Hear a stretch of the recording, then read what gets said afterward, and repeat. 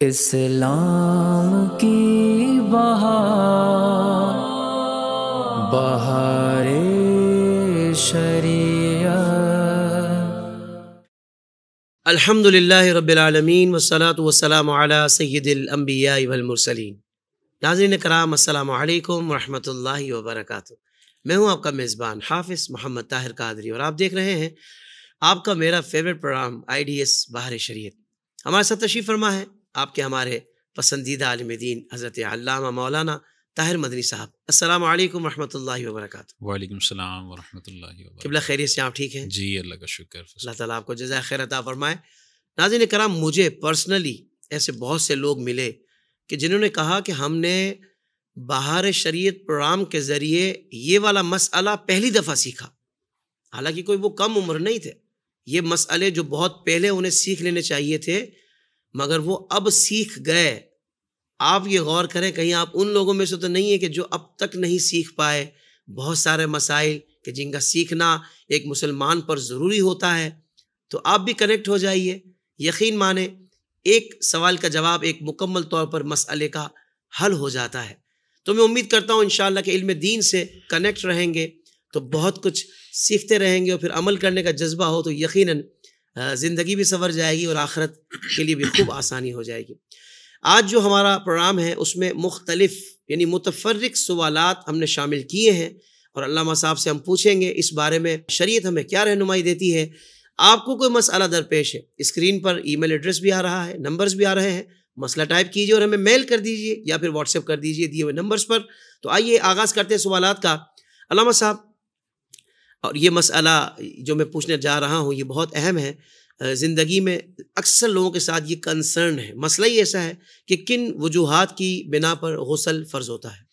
اعوذ باللہ من الشیطان الرجیم، بسم اللہ الرحمن الرحیم۔ علماء کرام نے قرآن و حدیث کی روشنی میں 5 اسباب ذکر فرمائے ہیں جو زیادہ تر وجہ بنتے ہیں کسی شخص پہ غسل کے فرض ہونے کی۔ ایک تو اس میں سبب ہے کہ جب مخصوص ایام حیض کے ایام مکمل ہوتے ہیں تو مکمل ہونے کے بعد عورت پر غسل فرض ہو جاتا ہے۔ دوسرا سبب یہ ذکر فرمایا کہ نفاس کا خون جب بند ہوتا ہے، بچے کی ولادت کے بعد جو خون آتا ہے جب یہ بند ہوتا ہے تو عورت پر غسل فرض ہو جاتا ہے۔ تیسرا سبب یہ بتایا کہ جب ازدواجی تعلق قائم ہو رہا ہو تو دخول ہوتے ہی مرد اور خاتون دونوں پر غسل فرض ہو جائے گا، چاہے انزال نہ ہوا ہو۔ یہ تیسرا سبب ہے۔ چوتھا سبب یہ ہے کہ انسان کا مادہ منویہ اس کی جگہ سے شہوت کے ساتھ جدا ہو اور پھر جسم سے نکل جائے تو اس مادہ منویہ کے نکلنے سے بھی مرد پر غسل فرض ہو جاتا ہے۔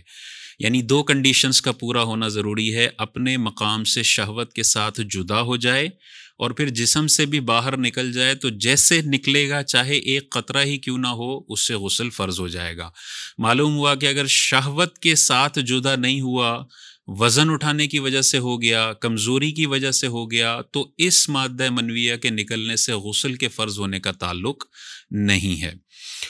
یہ 4 اسباب ہو گئے۔ 5واں سبب علماء کرام نے لکھا ہوا ہے کہ سوتی حالت میں اگر احتلام ہو جائے تو غسل فرض ہو جاتا ہے۔ اب یہ سوتی حالت میں احتلام کا کیا مطلب ہے؟ اس کا مطلب یہ ہے کہ صبح آپ اٹھیں اور ایک تو یہ ہے کہ آپ کو کپڑوں پہ کوئی نشانات نظر نہیں آ رہے، لیکن رات کو خواب کا کچھ یاد پڑتا ہے، اور یہ بھی یاد پڑتا ہے احتلام ہوا تھا، تو اس یاد پڑنے سے کچھ بھی نہیں ہوگا، کیونکہ اصل ثبوت ہے، ثبوت نہیں ہے تو غسل فرض نہیں ہے۔ اگر صبح اٹھ کے آپ کپڑوں پہ نشانات دیکھتے ہیں اور آپ کو یہ یقین ہے کہ یہ مادہ منویہ ہے تو غسل فرض ہو جائے گا، اور اگر یقین نہیں ہے مادہ منویہ کا لیکن اس کے مذی ہونے کا یقین ہے، جو مادہ منویہ سے پہلے پانی نکلتا ہے اس کو مذی کہتے ہیں، اس کے نکلنے کا یقین ہے، اور رات کو آپ کو احتلام ہونا بھی یاد آ رہا ہے کہ آنکھ کھلی تھی اور احتلام والے معاملات ہوئے تھے، تو مذی کے یقین پر بھی غسل فرض ہو جائے گا۔ اگر اس کے علاوہ کا یقین ہے کہ پسینہ ہو سکتا ہے، پیشاب کے قطروں کا کسی کو مسئلہ ہے، وہ سمجھتا ہے نشانات پیشاب کے قطرے کے ہیں یا ودی کے ہیں، جو پیشاب سے پہلے گاڑھا لیسدار مادہ آتا ہے وہ ودی ہوتی ہے، تو ان ساری صورتوں میں غسل فرض نہیں ہوگا۔ تو سوتی حالت میں احتلام ہو جائے اور کپڑوں پہ قطرے ہیں اور جن کے مادہ منویہ ہونے کا یقین ہے یا مزی ہونے کا یقین ہے، پلس رات میں خواب یاد ہے یا رات میں اٹھنا اور احتلام ہونا یاد ہے، تو غسل فرض ہو جائے گا۔ یہ 5 اسباب علماء کرام نے بیان فرمائے۔ اگر غسل فرض ہو جاتا ہے تو غسل کرنے سے پہلے مرد کو یہ 3 کام میں سے کوئی ایک کام کرنا ضروری ہے۔ یعنی غسل کرنے سے پہلے اب جو نسوں کے اندر مادہ منویہ بچا ہوا ہے نا، اس کو مکمل طور پر نکالنے سے پہلے اگر وہ غسل کرتا ہے اور غسل کے بعد پھر بچا ہوا مادہ نکل آتا ہے تو دوبارہ غسل فرض ہو جائے گا۔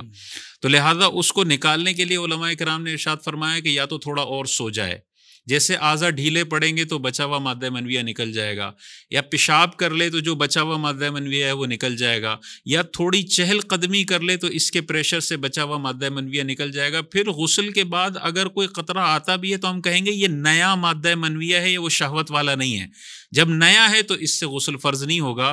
یہ 3 کام کرنے سے پہلے غسل کیا اور بعد میں قطرہ محسوس ہوتا ہے جس کے مادہ منویہ کا یقین ہے تو پھر سے غسل فرض ہو جائے گا۔ تو یہ احتیاط کرنی چاہیے۔ اللہ اکبر، سبحان اللہ۔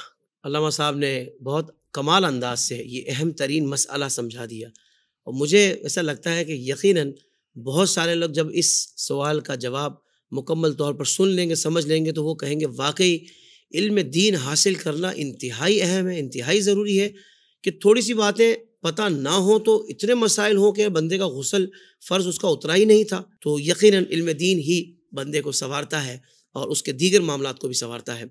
علامہ صاحب آپ کو اللہ پاک جزائے خیر عطا فرمائے۔ آمین۔ اگلا جو سوال ہے وہ وضو میں چہرے کا دھونا فرض ہے، اس چہرے سے کیا مراد ہے؟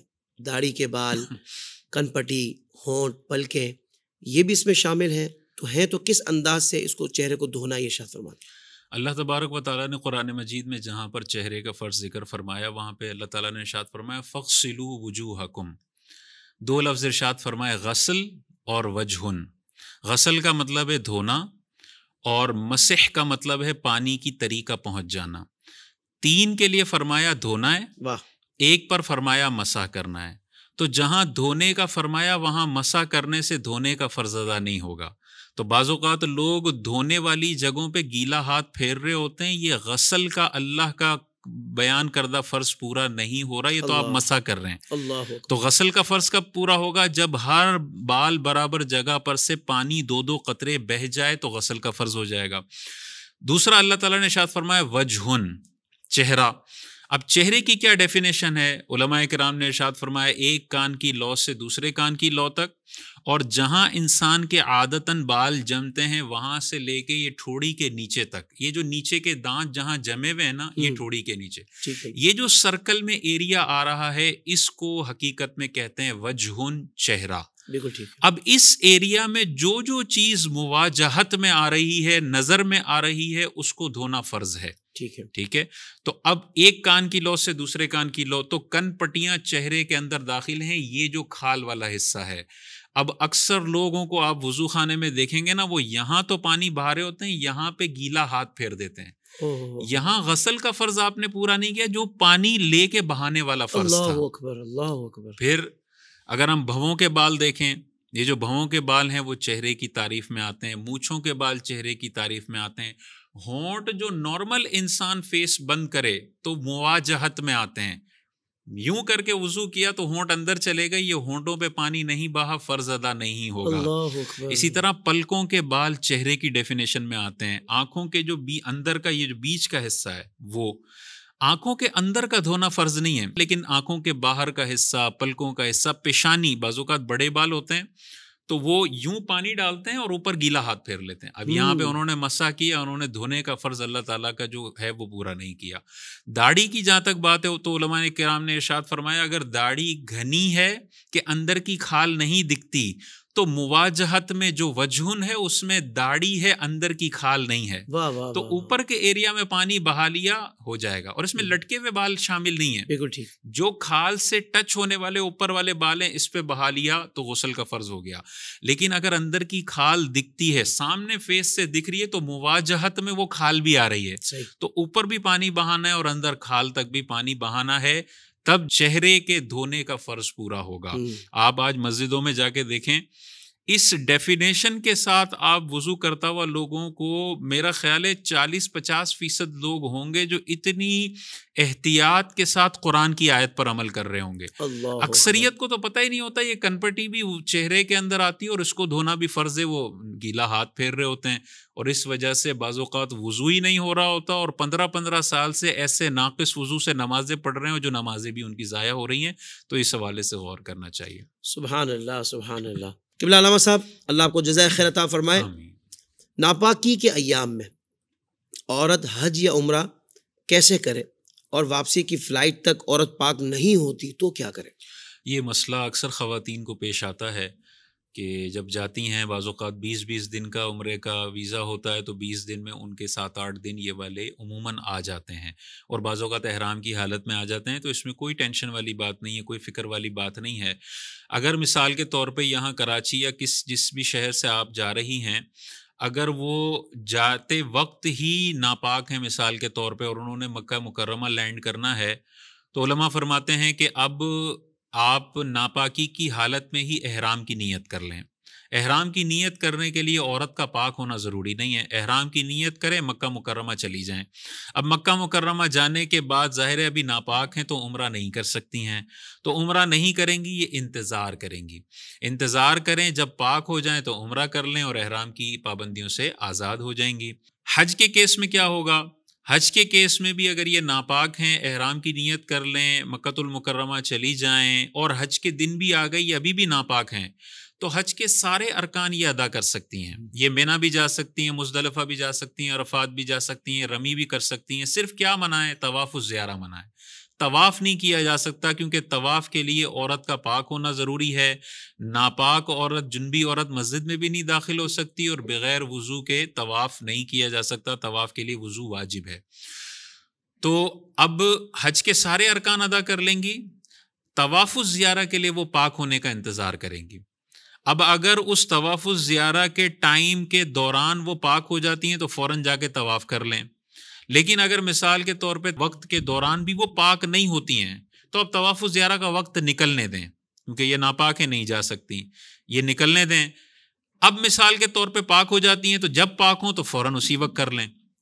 یہ تو وہ نارمل صورتحال ہے جس میں یہ مکہ مکرمہ گئیں اور کچھ دنوں کے بعد پاک ہو گئیں تو حج بھی کر لیں اور عمرہ بھی کر لیں، کوئی ان پر دم نہیں ہے اور کوئی یہ گناہ گار نہیں ہوں گی۔ ایک سچویشن یہ آ جاتی ہے جو آخری سچویشن ہے کہ پاک ہوئی نہیں ہے اور واپسی کی فلائٹ کا ٹائم ہو گیا ہے۔ اب کیا کریں کہ پاک نہیں ہو رہی اور واپسی کی فلائٹ ہے، فلائٹ بھی کینسل نہیں کر سکتی ہیں، تو اب ان کے لیے شرعی حکم یہ ہے کہ ناپاکی کی حالت میں ہی عمرہ کر لیں اور ناپاکی کی حالت میں ہی طواف الزیارہ اور سعی وغیرہ کر لیں۔ ان کا حج بھی ہو جائے گا، ان کا عمرہ بھی ہو جائے گا، لیکن چونکہ انہوں نے ناپاکی کی حالت میں طواف الزیارہ کیا ہے یا عمرے کا طواف کیا ہے تو ان پر بدنہ یا دم کی قربانی لازم ہو جائے گی۔ حج کے کیس میں بدنہ دینا پڑے گا۔ بدنہ کا کیا مطلب ہے؟ اونٹ یا گائے حدود حرم میں قربان کرنی پڑے گی۔ اور عمرہ اگر ناپاکی کی حالت میں خاتون نے کیا ہے تو ان کو حدود حرم میں دم دینا پڑے گا، یعنی چھوٹا جانور بکرا قربان کر دیں گی تو ان کا یہ دم بھی پورا ہو جائے گا، یہ گناہ گار بھی نہیں ہوں گی کیونکہ یہ مجبور تھیں، اور اس صورتحال میں ان کا حج اور عمرہ ہر طرح سے پورا ہو جائے گا۔ سبحان اللہ، سبحان اللہ۔ اچھا حضرت، یہ نماز جمعہ کے حوالے سے ایک سوال ہے کہ جمعہ کی سنت موقدہ اور غیر موقدہ رکعتیں کتنی ہیں؟ جمعے کی سنت موقدہ اور غیر موقدہ کے حوالے سے علماء کرام نے جو ارشاد فرمایا کہ جمعے کے فرائض سے پہلے جو 4 رکعتیں سنتیں پڑھی جاتی ہیں یہ سنت موقدہ ہیں۔ سنت موقدہ کا مطلب یہ ہوتا ہے کہ 1-2 بار اگر چھوڑی ہیں تو گناہ گار نہیں ہوگا، برا کیا اس نے، لیکن اگر چھوڑنے کی عادت بنا لیتا ہے تو پھر یہ گناہ گار ہوگا۔ تو جمعے کے 2 فرض سے پہلے کی 4 سنتیں موقدہ ہیں، جمعے کے 2 فرض کے بعد کی جو 4 سنتیں ہیں یہ بھی سنت موقدہ ہیں، اور اس کے بعد جو 2 سنتیں ہیں یہ سنتیں غیر موقدہ ہیں. ٹھیک. تو 8 جمعے کی سنتیں موقدہ ہو گئیں اور 2 غیر موقدہ ہو گئیں. ان غیر موقدہ کو بھی احتیاطاً پڑھ لینا چاہیے، لیکن اگر کبھی کبھار تھکن لگی ہوئی ہے اور کہیں ضروری کام سے جانا ہے تو یہ 2 سنتیں چھوڑی جا سکتی ہیں، لیکن بہرحال 8 سنتیں تو ہر شخص کو پڑھنی چاہیے. بعض اوقات لوگ مسجدوں سے صرف ہفتے میں 1 دن کا رشتہ ہوتا ہے، فیس بک سے 6 دن رشتہ ہے، یوٹیوب سے 6 دن رشتہ ہے. مسجد کب جانا ہے؟ 7 دن میں 1 دفعہ. اور جانا کب ہے؟ خطبے سے 2 منٹ پہلے جائیں گے اور سلام کے 2 منٹ کے بعد چپلوں پر رش لگ جائے گا. خدا کا خوف کرنا چاہیے. کم از کم اگر ہفتے میں 1 دفعہ آ رہے ہیں، ویسے تو 5 دفعہ حاضری مسجد میں دینی ہے، لیکن اگر 1 دفعہ آ رہے ہیں تو اس میں تو کم از کم وہ سنتیں تو انسان پڑھ کے جائے جو نبی کریم علیہ السلام اور صحابہ نے ساری زندگی پڑھی ہیں. ساری زندگی کی سنتیں چھوڑ کے صرف فرض پڑھ کے لوگ باہر چلے جاتے ہیں، یہ انتہائی غیر مناسب طریقہ ہے. بالکل ٹھیک ہے. علامہ صاحب بہت شکریہ، آپ نے بہت خوبصورت گفتگو فرمائی ہے. یہاں ہمارے پروگرام کا وقت مکمل ہوا. ناظرین کرام، IDS بہار شریعت دیکھتے رہیے گا. اگلے ایپیسوڈ میں مزید سوالات کے ساتھ ہم آپ کے سامنے حاضر ہوں گے. تب تک کے لیے اجازت. السلام علیکم ورحمۃ اللہ وبرکاتہ.